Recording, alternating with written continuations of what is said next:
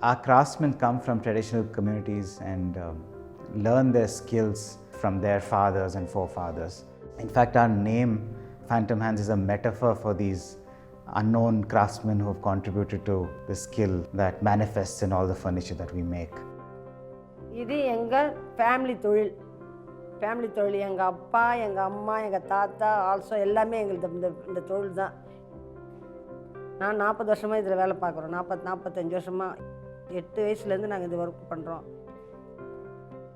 But there is an amazing level of authenticity to the Phantom Hand production because they excel so highly in this narrow field.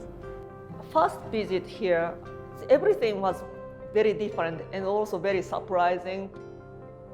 They are working on the floor and they're using not only hands, legs as well. You know, it's even in Japan, doing all handmade wooden furniture. They don't work on the floor and they don't use legs and so on.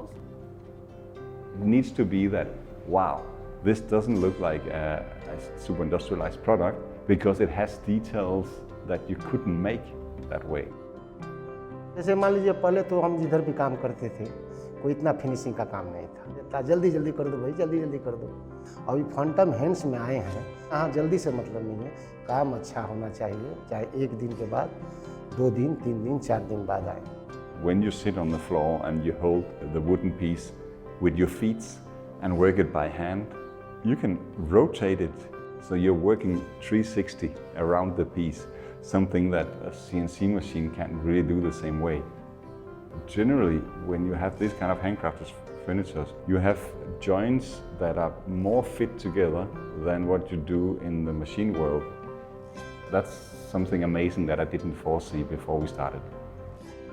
In terms of design, Indian modernism has been our influence.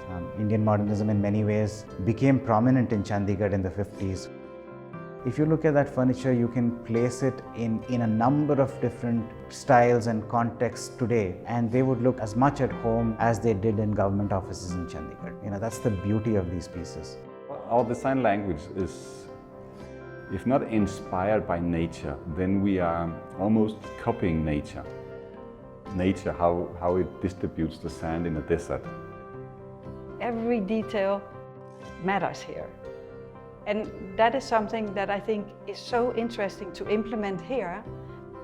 We still follow the same old process of dyeing and still able to control what I call the wild horse.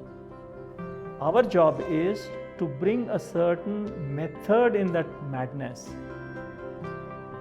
The fact that we don't speak the same language helps that because it gives them a kind of freedom to show us how they would do it.